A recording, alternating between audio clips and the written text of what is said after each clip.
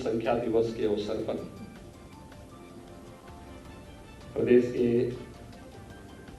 चिकित्सा स्वास्थ्य एवं परिवार कल्याण मंत्रालय के द्वारा आयोजित आज के इस कार्यक्रम में उपस्थित विभाग के मंत्री श्री जय प्रताप सिंह जी, प्रदेश के चिकित्सा शिक्षा और वित्त विभाग के मंत्री श्री सुरेश कुमार खन्ना जी, चिकित्सा स्वास्थ्य एवं परिवार कल्याण विभाग के राज्य मंत्री श्री अतुल गर्ग जी, अपर मुख्य सचिव चिकित्सा स्वास्थ्य एवं परिवार कल्याण समित मोहन प्रसाद जी, चिकित्सा शिक्षा के प्रमुख सचिव शैलोक कुमार जी, आज के इस कार्यक्रम में उपस्थित चिकित्सा एवं स्वास्थ्य विभाग से जुड़े हुए सभी अधिकारीगण, प्रदेश के स्वास्थ्य मिशन को कुशलतापूर्वक आगे बढ़ाने में योगदान देने वाले जो विभिन्न स्वयंसेवी संगठन और संस्थाएं हैं, उनके प्रतिनिधिगण और उपस्थित भाइयों बहनों, विश्व जनसंख्या दिवस के अवसर पर मैं पूरे प्रदेशवासियों को एक खुशहाल और स्वस्थ परिवार की परिकल्पना को साकार करने के लिए हृदय से बधाई देता हूं और उनकी शुभकामनाएं भी देता हूं।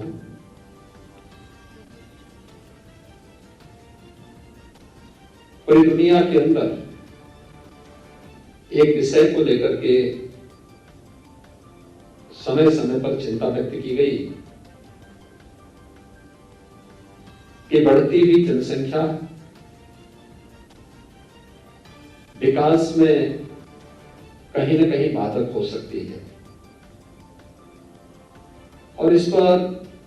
अनेक मंचों से पिछले 4 दशकों से निरंतर चर्चा चल रही है। जिन देशों ने और जिन राज्यों ने इस संबंध में अपेक्षित प्रयास किए, उसके वहां सकारात्मक परिणाम भी सामने देखने को मिले हैं, लेकिन फिर भी इसमें और भी प्रयास किए जाने की आवश्यकता है। और मुझे प्रसन्नता है कि विश्व जनसंख्या दिवस के अवसर पर आज उत्तर प्रदेश की जनसंख्या नीति 2021 से 30 यह जारी हो रही है। इसको जारी करते हुए मुझे प्रसन्नता की अनुभूति हो रही है कि काफी तथ्यों के साथ समाज के विभिन्न तबकों को ध्यान में रख करके इस जनसंख्या नीति को लागू करने का कार्य आज प्रदेश सरकार कर रही है। वास्तव में जनसंख्या स्थिरीकरण का जो प्रयास है, यह समाज की व्यापक जागरूकता के साथ जुड़ा हुआ है। हमें इस बात को नहीं भूलना चाहिए कि अगर समाज में जहां गरीबी है, वहां जनसंख्या वृद्धि का उसके साथ एक संबंध हो जाता है और इस दृष्टि से व्यापक जागरूकता का एक अभियान उन सभी तबकों को ध्यान में रख करके जब तक हम लोग नहीं चलाएंगे, तब तक उन लक्ष्यों को प्राप्त करने में कठिनाई होगी। और खासतौर पर जब यूनाइटेड नेशन ने दुनिया के सभी देशों से 2030 तक सस्टेनेबल डेवलपमेंट गोल्स को अचीव करने का एक लक्ष्य दिया हो, देश के अंदर आदरणीय प्रधानमंत्री जी के नेतृत्व में उन लक्ष्यों को प्राप्त करने की दिशा में प्रयास प्रारंभ हुए हों, तो देश में आबादी के हिसाब से सबसे बड़े इस राज्य के बारे में हमें अवश्य सोचना होगा, क्योंकि इसका संबंध केवल जनसंख्या स्थिरीकरण के साथ ही नहीं, बल्कि जनसंख्या नीति का संबंध हर एक नागरिक के जीवन में खुशहाली लाने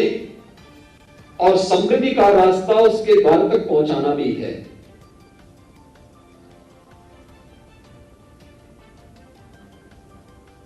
उत्तर प्रदेश विधानसभा में हम लोगों ने 2018 में 2019 में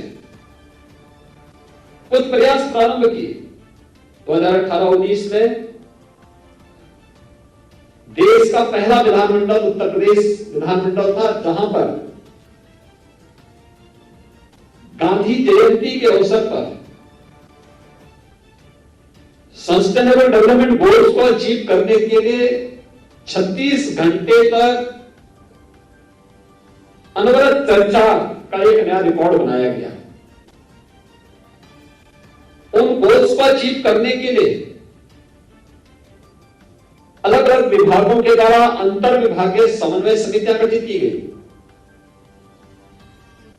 और उसे निरंतर मंत्री मंडल का एक समूह निरंतर उनकी समीक्षा करता है, उसे फॉलोअप करने के दिशा में प्रयास कर रहा है। लेकिन इसमें समाज के विभिन्न तबकों की भूमिका और उनका योगदान अत्यंत महत्वपूर्ण हो जाता है और इसलिए सबसे पहला कार्य अवेयरनेस का, जागरूकता का, उन तबकों को चिन्हित करना, उनके बीच में अवेयरनेस के उस प्रकार के कार्यक्रम को आगे बढ़ाना।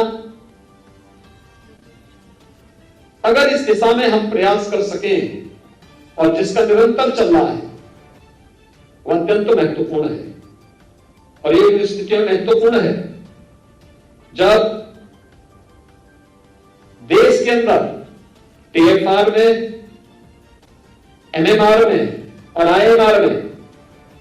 जो अंतर देखने को मिला है, पूरे जो नेशनल एवरेज है उसमें राज्य के स्तर पर अगर हम देखेंगे तो उसमें उत्तर प्रदेश के स्तर पर और भी नए प्रयास किए जाने की आवश्यकता है। 2016 में अगर उत्तर प्रदेश के अंदर हम देखेंगे तो टीएफआर 3.3 था और राष्ट्रीय स्तर पर 2.6 था। आज के दिन पर उत्तर प्रदेश के अंदर टीएफआर 2.7 और अखिल भारतीय स्तर पर 2.3 है। यानी हमें अभी कुछ नए प्रयास करने होंगे, अतिरिक्त प्रयास करने होंगे। एमएमआर अगर हम उत्तर प्रदेश के अंदर 2016 की दृष्टि से देखें तो 258 है और आज के दिन पर यह घटकर के 197 हुआ है। लेकिन अगर अखिल भारतीय स्तर पर हम देखेंगे तो 2016 में ये 178 था और आज के दिन पर 113 है। यानी उत्तर प्रदेश को इस दिशा में और अच्छे प्रयास करने होंगे। आईएमआर 2016 में अगर भारतीय स्तर पर उत्तर प्रदेश में 53 था, आज के दिन पर यह 43 है और अखिल भारतीय स्तर पर 2016 में 42 था, आज 33 है। यानी ये तीनों जो पैरामीटर है ये हम सबको प्रेरित करता है कि कहीं ना कहीं हम क्वालिटी पर ध्यान दें और क्वालिटी किस रूप में होनी चाहिए। और अवेयरनेस, अगर दो बच्चों के बीच में अंतराल नहीं होगा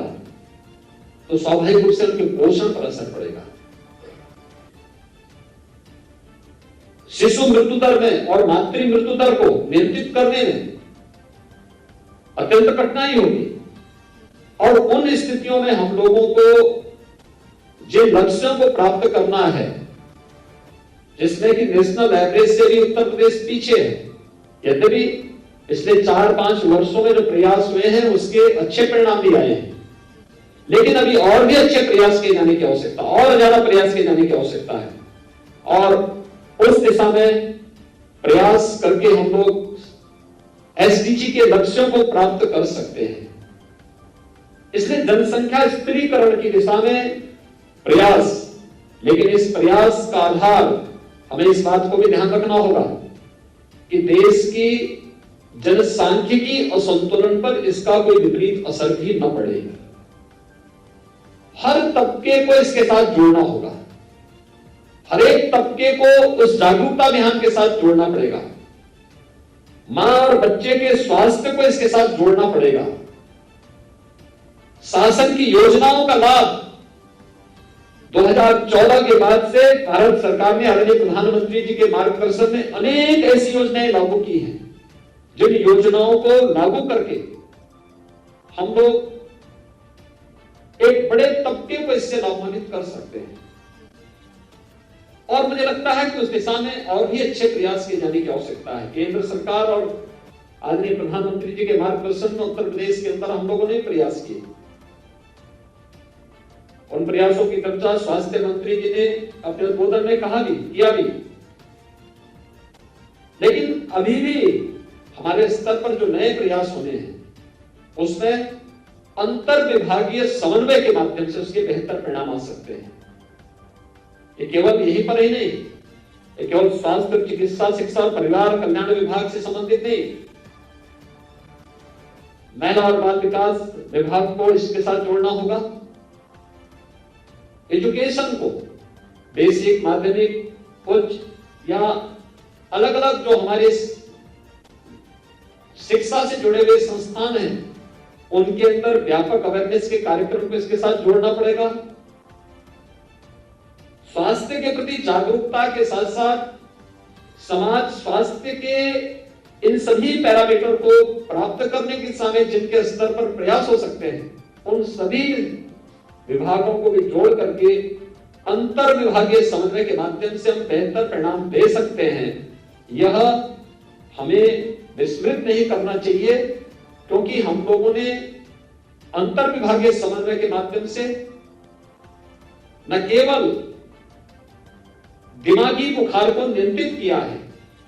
बल्कि अंतर विभागीय बेहतर समन्वय के माध्यम से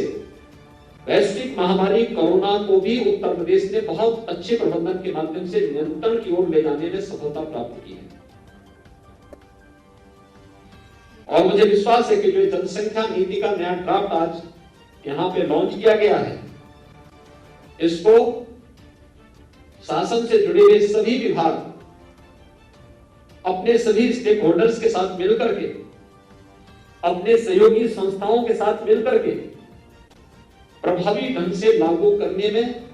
सफल होंगे, ये मुझे विश्वास है। मुझे प्रसन्नता है कि आज 11 आरटीपीसीआर की लैब भी शुभारंभ हो रही है। उत्तर प्रदेश ने पिछले 16 महीनों के दौरान वैश्विक महामारी कोरोना से लड़ते हुए, जूझते हुए, भारत सरकार के सहयोग से, आदरणीय प्रधानमंत्री जी की प्रेरणा से टेस्टिंग क्षमता को काफी आगे बढ़ाया है।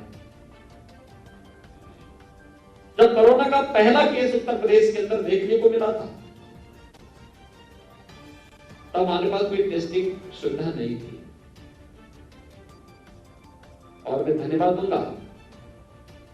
स्वास्थ्य चिकित्सा विभाग को और चिकित्सा शिक्षा विभाग को, जिन्होंने केंद्र और राज्य सरकार के सहयोग से आज टेस्टिंग क्षमता अब तक 4 लाख टेस्ट प्रतिदिन करने की विकसित की। मुझे लगता है देश और दुनिया के अंदर ये सर्वाधिक है। 4 लाख टेस्ट प्रतिदिन, और ये 11 नई लैब्स आई है। इसके माध्यम से हमारी टेस्टिंग क्षमता और भी बढ़ पाएगी। और हम लोगों का जो मकसद रहता था कि सैंपल का 24 घंटे के अंदर ही हम रिजल्ट दे दें, तो यह उन जनपदों की जिससे जहां पर 11 लैब्स स्थापित हो रही है, वे जनपद हैं जहां पर ज्यादातर में हमारे कोई भी मेडिकल कॉलेज नहीं है और जहां पर इसकी आवश्यकता थी। यानी अब 44 ऐसे जनपद हो गए हैं जहां पर चिकित्सा और स्वास्थ्य विभाग के द्वारा बीएसएल लेवल 2 की जो हमारी आरटीपीसीआर लैब्स हैं ये स्थापित हो चुकी हैं।